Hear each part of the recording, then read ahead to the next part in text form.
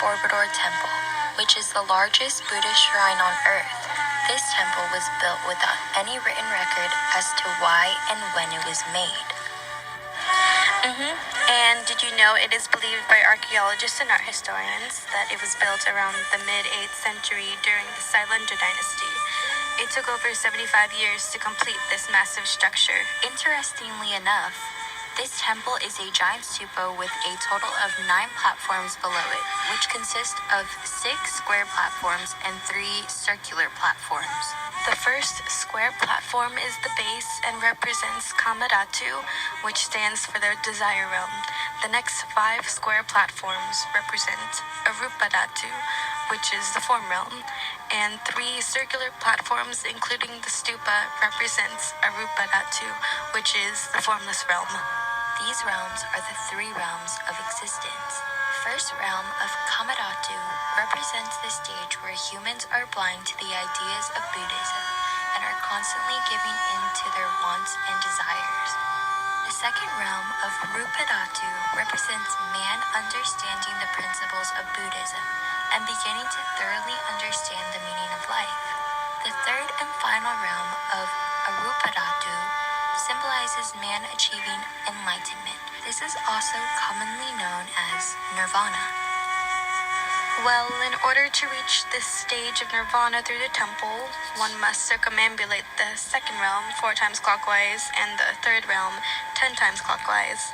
In order to go clockwise, one must always have the temple to one's right side. This will ensure the viewer is able to see each relief and all of its details from all the sections.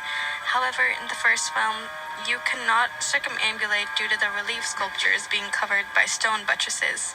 They were later added to support the temple structure. The temple's stone reliefs sculptures show the Buddhist teachings, also known as the Dharma, and also illustrate Buddhist scriptures and stories.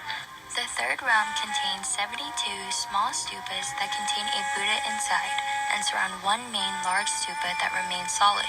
In each statue of the Buddha on the Borobudur Temple, a different type of Buddha can be seen with one of 6 mudras, or hand gestures. The main stupa's solid build stands for eternity and helps to create the point of the formless realm. At the top of the main stupa, there is an axis mundi, which represents the connection between heaven and earth. What I find interesting about this temple is the story of how the Java Buddhist believers came to build this structure. So this story begins in China during the Tang Dynasty, where they followed a form of Buddhism called Mahayana Buddhism. They brought their ideas of Buddhism to Java, Indonesia, and combined their local ideas of Buddhism with their typical Javanese beauty. I find that the beauty standards of Java included more clothing on women and different body figures between the male and female. This in end creating the Javanese Buddhism we see today in this temple. Yes, and through this we are able to see one of the ways these 2 cultures combined together. During the era in which this temple was built, power shifted from the Buddhist Sailendra family and their rival, the Hindu Sanjaya family. They both contributed to building the Borobudur Temple, which showed the power of the 2 dynasties in Java. It is also interesting to see how structurally similar the Borobudur Temple is to the Great Pyramids of Giza. Yes, these structures may serve different purposes, but they are not so different. First off, they are both massive man-made structures.